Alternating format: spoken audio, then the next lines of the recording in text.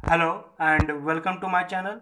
उम्मीद करता हूँ आप सब अपने घरों में अच्छे से होंगे, मज़े से होंगे। बच्चों, आज हम पढ़ेंगे रेशनल नंबर्स। तो चलिए शुरू करते हैं।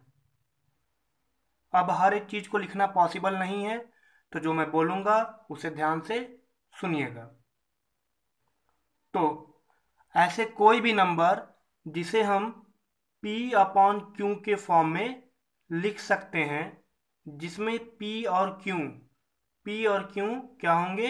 इंटीजर्स होंगे और Q जीरो के इक्वल नहीं होगा।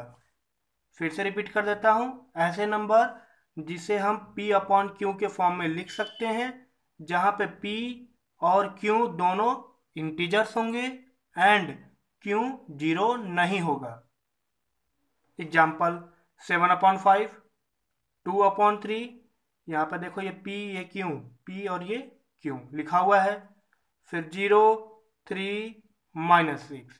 अब 0, 3, -6 कैसे रेशनल हुआ, अभी से समझाता हूँ। लेकिन उससे पहले हम जान लेते हैं कि इंटीजर्स क्या होते हैं। तो इंटीजर्स आपने आज तक जो ये 1, 2, 3, 0, -1, -2, -3 ये सब पढ़ा है, ये सब इंटीजर्स होते हैं। यानी कि निगेटिव नंबर्स, पॉजिटिव नंबर्स और साथ में जीरो इंटीजर कहलाता है।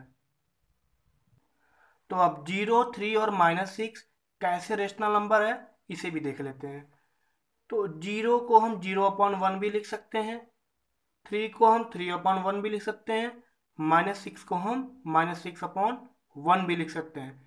क्योंकि किसी भी नंबर को अगर 1 से डिवाइड करेंगे तो वही नंबर आता है। जैसे कि 3 को 1 से डिवाइड करेंगे तो क्या आएगा? 3 ही आएगा। -6 को 1 से डिवाइड करेंगे तो हमें -6 मिलेगा। वैसे ही अगर 0 को 1 से डिवाइड करेंगे तो हमें 0 ही मिलेगा। अब 0 को किसी और नंबर से डिवाइड करते हैं, बड़े नंबर से भी, तो अभी क्या मिलता है? हमें 0 ही मिलता है। अब Q नॉट इक्वल टू 0, इसे भी समझ लेते हैं। जैसे कि एग्जांपल है ये 34/0, क्यों की जगह पे 0 रख दिया गया है। इसका मतलब यह है कि 34 को हम 0 से डिवाइड करेंगे। तो किसी भी नंबर को अगर हम 0 से डिवाइड करेंगे तो वहाँ पे इनफाइनाइट आएगा। क्या आएगा वो? इनफाइनाइट। इनफाइनाइट होता है अनडिफाइंड।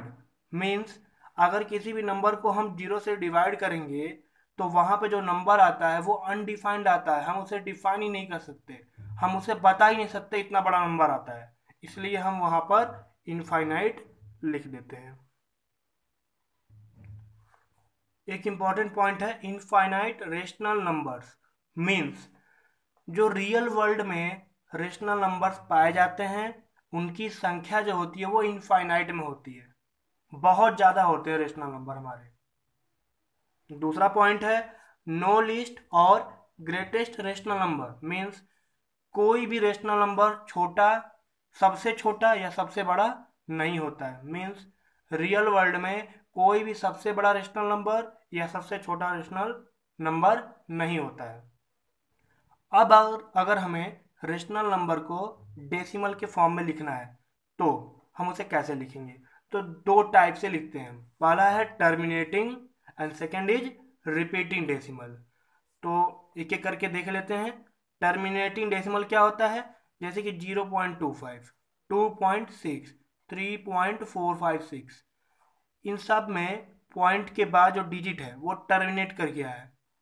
यहाँ पे 2 डिजिट, यहाँ पे 1, यहाँ पे 3, ऐसा तो है नहीं कि ये चलते ही जा रहा है, तो ये सब टर्मिनेटिंग है। Second is non terminating recurring decimal. ये जो नॉन टर्मिनेटिंग रिकरिंग है वो रिपीटिंग डेसिमल का दूसरा नाम है। अब यहाँ पे नॉन टर्मिनेटिंग लिखा है। नॉन टर्मिनेटिंग का मतलब है कि डेसिमल टर्मिनेट नहीं करेगा। मीन्स पॉइंट के बाद देखो ये नंबर जो है रुक रहा है नहीं, डॉट डॉट डॉट का मतलब है कि इनफाइनाइट तक जाएगा। ये रिकरिंग का मतलब है कि पैटर्न रिपीट करेगा। डेसिमल के बाद डिजिट को वो रिपीट करेगा। जैसे कि यहाँ पे डेसिमल के बाद 6 को रिपीट कर रहा है, ये पॉइंट के बाद 6 6 6 6, ऐसे ये इनफाइनाइट तक चलता जा रहा है एक पैटर्न को रिपीट करते हुए। तो ये होता है नॉन टर्मिनेटिंग रिकरिंग। सेकेंड में 2 पॉइंट 142857, 142857। तो यहाँ भी क्या है, ये डॉट डॉट डॉट लगा है, मतलब इनफाइनाइट तक ऐसे ही चलता जाएगा। लेकिन यहाँ पे भी एक पैटर्न रिपीट हो रहा है, वो क्या है, 142857, 142857 मीन्स ये 6 डिजिट को रिपीट कर रहा है ये। तो ये पैटर्न को रिपीट करते हुए इनफाइनाइट तक चलते ही जा रहा है। क्या चलते ही जाएगा, ये रुकेगा नहीं? तो रुकेगा। इसको रोकने का एक उपाय है, जुगाड़ है। वो क्या है कि जब भी रिपीटिंग डेसिमल होता है उसको हम 0.6 का बार बार लगा देते हैं उसके ऊपर।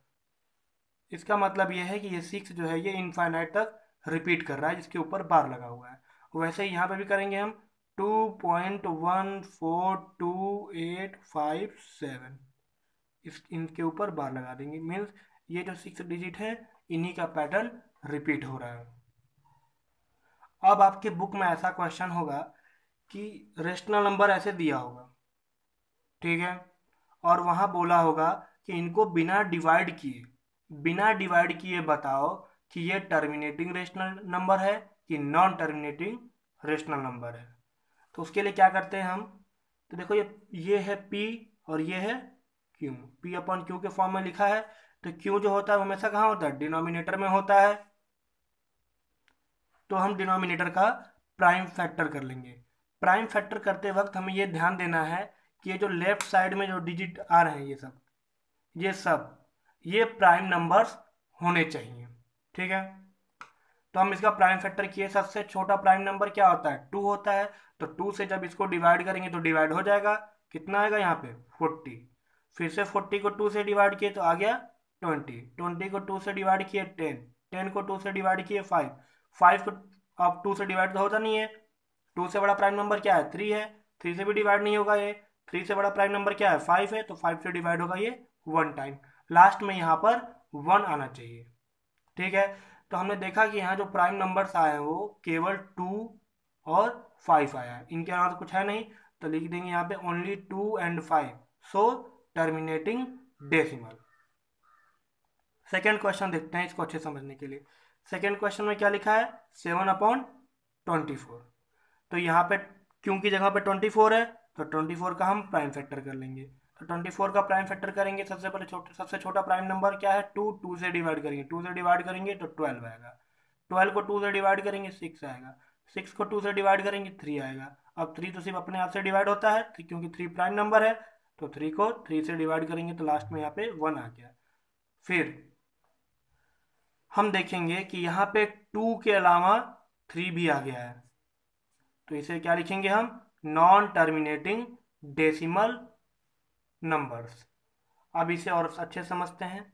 तो देखो यहाँ पे अगर प्राइम फैक्टर करते वक्त लेफ्ट साइड में जो प्राइम नंबर्स आ रहे हैं इधर और इधर केवल 2 आए, या फिर केवल 5 आए, या फिर 2 और 5 दोनों आ जाए, तो हम उसे बोलेंगे टर्मिनेटिंग डेसिमल। लेकिन अगर 2 के साथ और 5 के साथ कुछ और नंबर आ जाए, 3 आ गया जैसे कि यहाँ पे, ठीक है, 3 के अलावा 7 आ जाए, कुछ भी आ जाए, 2 और 5 के अलावा कुछ भी आ जाए, तो उसे बोलेंगे हम नॉन टर्मिनेटिंग डेसिमल नंबर्स।